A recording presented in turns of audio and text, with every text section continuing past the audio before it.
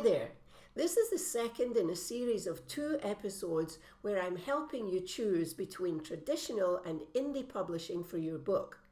Last week I talked about traditional publishing, and I made no secret of the fact that I come down heavily on the side of indie publishing.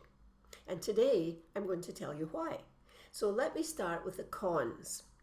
The first con is that you have to not only be the author but also the publisher, and you have to do all the work that involves. So you have to take care of the cover design, the inside layout, the production of the book, the uploading to the online book selling platforms, and also the marketing. You have to do all of it yourself.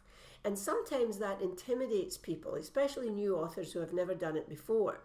But there is a wealth of information out there on the internet, both paid and free, that will help you climb the learning curve, which is actually not that steep. So don't let this intimidate you. There is help, and it's not difficult. It shouldn't put you off.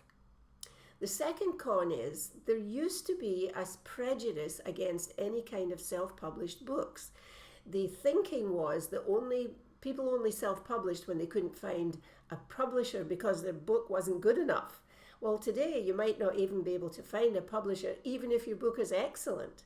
But there's a number of traditionally published, well-known authors who are also dipping their toes into the indie publishing world or doing a hybrid of traditional and indie.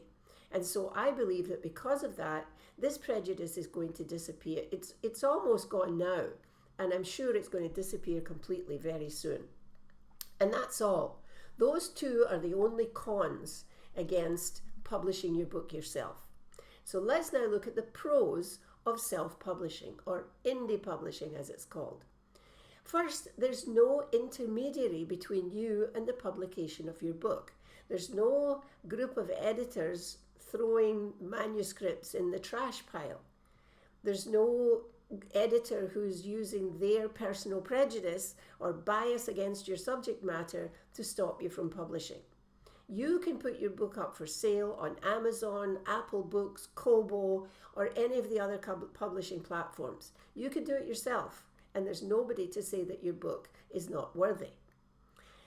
When your book is ready, you can publish it right away, and it will be available for sale within hours, which is a huge difference from waiting forever for the traditional publishing process to go through. Big one, you have complete control over your book and how it looks. So you choose how the cover art will look, and you choose the inside layout, and you choose the title. It's all up to you. Money. Instead of having the 10% royalties that you'll be lucky to get from a traditional publishing company, if you publish in the indie way, you can get 35 or 70% royalties. Here's how it works, and let's just use Amazon as the example. If you publish your book on Amazon and you price it at between 99 cents and $1.99, you will get 35% royalty, which is already a big improvement over 10%. However, if you price your book between $2.99 and $9.99, the royalty rate shoots up to 70%.